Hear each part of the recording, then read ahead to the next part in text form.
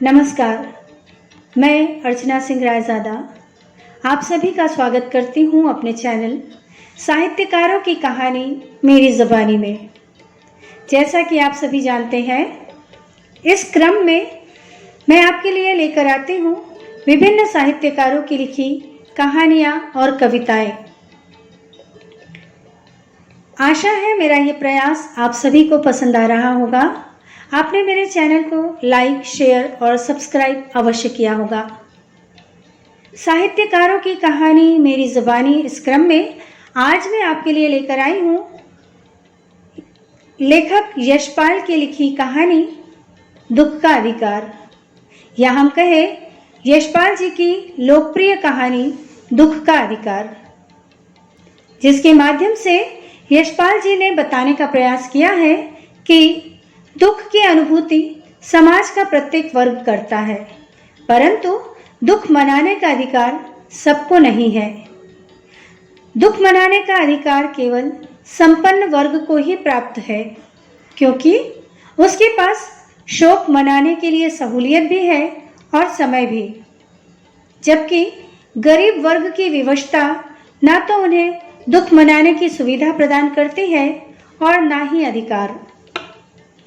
तो आइए सुनते हैं कहानी दुख का अधिकार। मनुष्यों की पोशाकें उन्हें विभिन्न श्रेणियों में बांट देती है। प्रायः पोशाक ही समाज में मनुष्य का अधिकार और उसका दर्जा निश्चित करती है। वह हमारे लिए अनेक बंद दरवाजे खोल देती है, परंतु कभी ऐसी भी परिस्थिति आ जाती है कि हम जरा नीचे झुककर समाज की निचली श्रेणियों की अनुभूति को समझना चाहते हैं। उस समय यह पोशाक ही बंधन और अड़चन बन जाती है। जैसे वायु की लहरें कटी हुई पतंग को सहसा भूमि पर नहीं गिर जाने देती, उसी तरह खास परिस्थितियों में हमारी पोशाक हमें झुक सकने से रोके रहती है। बाजार में फुटपाथ पर कुछ खरबूजे डलिया में और कुछ जमीन पर बिक्री के लिए रखे जान पड़ते थे। खरबूजों के समीप एक अधेड़ उम्र की औरत बैठी रो रही थी। खरबूजे बिक्री के लिए थे, परंतु उन्हें खरीदने के लिए कोई कैसे आगे बढ़ता। खरबूजों को बेचने वाली तो कपड़े से मुंह छिपाए सिर को घुटनों पर रखे फफक फफक कर रो रही थी। पड़ोस की दुकानों के तख्तों पर बैठे या बाजार में खड़े लोग घृणा से उस स्त्री के संबंध में बात कर रहे थे। उस स्त्री का रोना देखकर मन में एक व्यथा सी उठी, पर उसके रोने का कारण जानने का उपाय क्या था। फुटपाथ पर उसके समीप बैठ सकने में मेरी पोशाक ही व्यवधान बन खड़ी हो गई। एक आदमी ने घृणा से एक तरफ थूकते हुए कहा, क्या जमाना है, जवान लड़के को मरे पूरा दिन नहीं बीता और यह बेहया दुकान लगा के बैठी है। दूसरे साहब ने अपनी दाढ़ी खुजाते हुए कहा, अरे जैसी नियत होती है अल्लाह भी वैसी ही बरकत देता है। सामने के फुटपाथ पर खड़े एक आदमी ने दिया सलाई की तीली से कान खुजाते हुए कहा, अरे इन लोगों का क्या है, ये कमीने लोग रोटी के टुकड़े पर जान देते हैं। इनके लिए बेटा बेटी खसम लुगाई धर्म ईमान सब रोटी का टुकड़ा ही तो है। परचून की दुकान पर बैठे लाला जी ने कहा, अरे भाई, उनके लिए मरे जिए का कोई मतलब ना हो, पर दूसरे के धर्म ईमान का तो ख्याल करना चाहिए। जवान बेटे के मरने पर 13 दिन का सुतक होता है और वह यहाँ सड़क पर बाजार में आकर खरबूजे बेचने बैठ गई। 1000 आदमी आते जाते हैं, कोई क्या जानता है कि इसके घर में सुतक है। कोई इसके खरबूजे खा ले तो उसका ईमान धर्म कैसे रहेगा। क्या अंधेर है। पास पड़ोस की दुकानों से पूछने पर पता चला उसका 23 बरस का जवान लड़का था। घर में उसकी बहू और पोता पोती है। लड़का शहर के बाहर 1.5 बीघा भर जमीन में कछियारी करके परिवार का निर्वाह करता था। खरबूजों की डालियां बाजार में पहुंचाकर कभी लड़का स्वयं सौदे के पास बैठ जाता, कभी माँ बैठ जाती।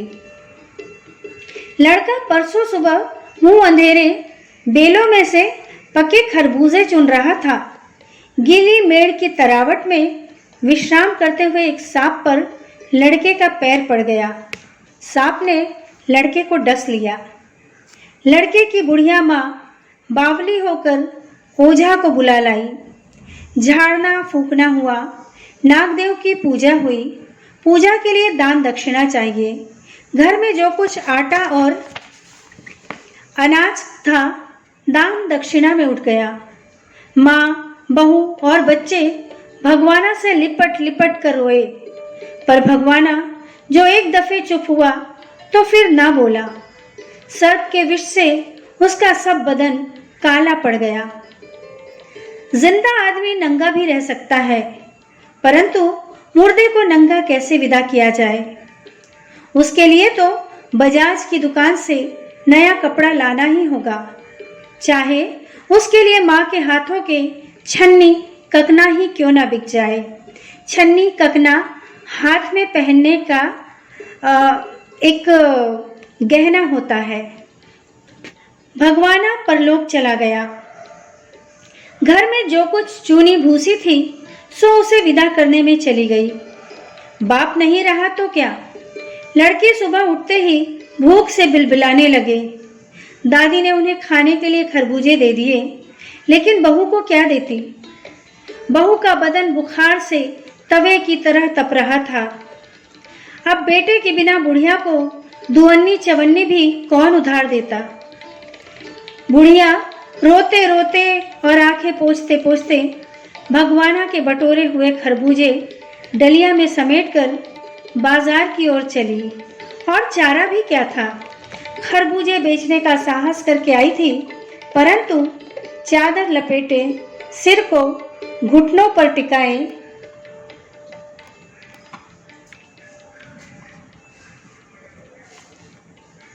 फफक फफक कर रो रही थी। कल जिसका बेटा चल बसा, आज वह बाजार में सौदा बेचने चली है। हाय रे पत्थर दिल! उस पुत्र वियोगिनी के दुख का अंदाजा लगाने के लिए पिछले साल अपने पड़ोस में पुत्र की मृत्यु से दुखी माता की बात सोचने लगा।